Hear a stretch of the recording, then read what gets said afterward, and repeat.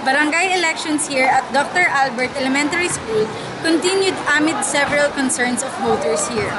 Nakaboto na po ba kayo? Ay, ma'am, Hihina kami ng ID eh. nakaboto po ba kayo? Pero nakaboto kami dahil buti dala ko yung ID. Ano ba? Nahirapan? Nahirapan. Oo, akala ko sa iba ba, senior citizen ako eh. Pero hindi na ako makasulat ka. Hindi lang naisulat. Nahirapan ako. The barangay elections was conducted rather peacefully in Manila, a city police official said. Peaceful, wala namang problema, peaceful ang election, okay ang daloy ng mga tao, exit and entrance. We're here in Barangay Pio del Pilar, Makati City, one of the election hotspots for the 2013 barangay elections. Polls here at Pio del Pilar Elementary School started at 7 a.m. but not without a hitch. Voters said the process was orderly, but some complained of missing names in the voters' list and lack of assistance for persons with disabilities. Kasi nung pumunta ko sa baba, dapat may hinanong ko yung okay naman, pero yung numero ko wala dito. Punta pa kayo ng Washington. Hindi na ako pupunta kung ganun lang. Hindi na ako bubuto. Hindi na po kayo Ang hirap kong umagat. Ang hirap kong ang umakyat, oh. We are here at the Barangay Santo Domingo polling center at Angelicum College to observe the general situation here. Medyo mainit kasi yung takbo ng politika. Gusto natin baguhin sana ang takbo ng politika dito. Last September 3, napatay yung aking isang kagawad. And nung kailan, meron din mga incident na mga ganong klaseng pangyayari. Kaya siguro nakita ng ating PNP na talagang medyo kailangan bantayan and dagdagan yung seguridad dito sa ating barangay. Sir, paano po nyo dinagdagan ng deployment dahil hotspot nga sa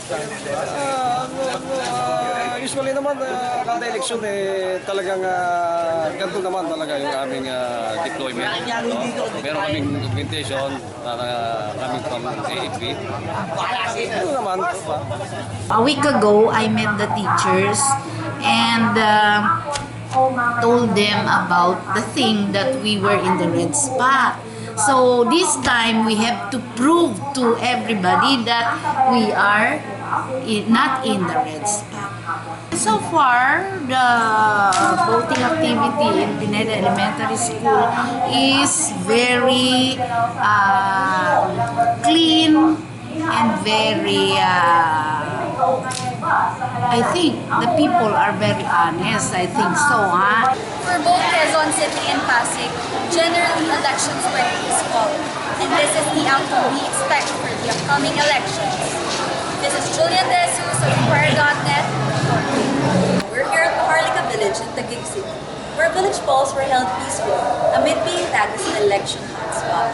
Unlike previous years, there were no reports of election-related violence owing to the fact that the village chief ran unopposed. Napaka-peaceful nga po, tahimik na tahimik, walang masyadong gulo. Kasi ang isa sa mga factors na tinitignan ay walang kalaban yung tumatapon ng kapitan ng Barangay Maharlika.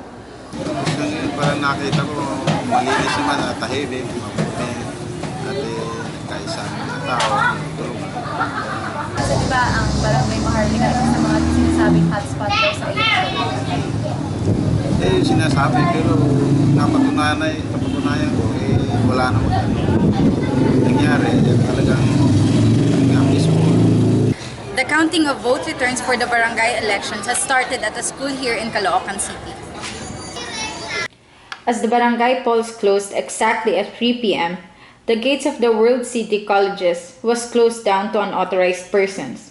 Through glass panels at a portion of the private school, voters, even children, watch from the outside as they wait for the declaration of winners for this year's polls.